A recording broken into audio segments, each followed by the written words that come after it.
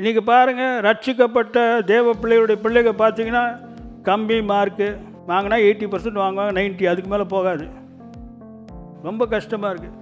அடிக்கடி வியாதி, கேட்டால் குறும்பு பண்ணுறான், கீழ்படிய மாட்டுறான், இது பண்ணுறான் அது பண்ணுறான். வளர்ந்த பிறகு ரிபல் பண்ணுறான்.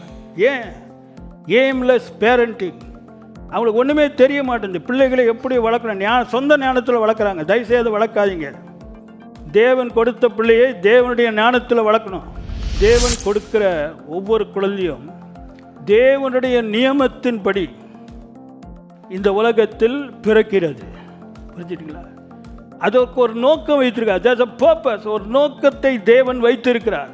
அந்த நோக்கத்தோடு தான் கர்த்தர் உங்களுக்கு பிள்ளைகளை தருகிறார். அந்த பிள்ளைகள் வெளியே வருகிறது. அசைன்மெண்ட், ஒரு நோக்கம். என்ன நோக்கம்? அடையாளங்களாகவும் அற்புதங்களாகவும். அடையாளம் என்ன அர்த்தம்? அடையாளம்னா இது பாருங்கள், சைன். இந்த பக்கம் போங்க, இந்த பக்கம் போங்க. அப்போது அடையாளம் சொல்லுது, கர்த்தருக்கு காமிக்குது. கர்த்தரை காமிக்குது, அடையாளம் காமிக்குது. புரிஞ்சுக்கலாம்? ரெண்டாவது அற்புதங்கள். அற்புதங்கள்னா வியக்கத்தக்க காரியங்கள். மனுஷர் கண்களால் பார்த்து ஆச்சரியப்படுவார்கள்.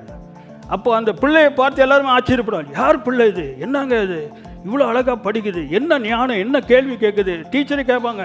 நான் நினைக்காத கேள்வியெல்லாம் கிளாஸில் கேட்குது. இதுக்கு எங்கேருந்து இந்த ஞானம் வந்தது? இயேசுவை பார்த்து அப்படி தானே சொன்னாங்க.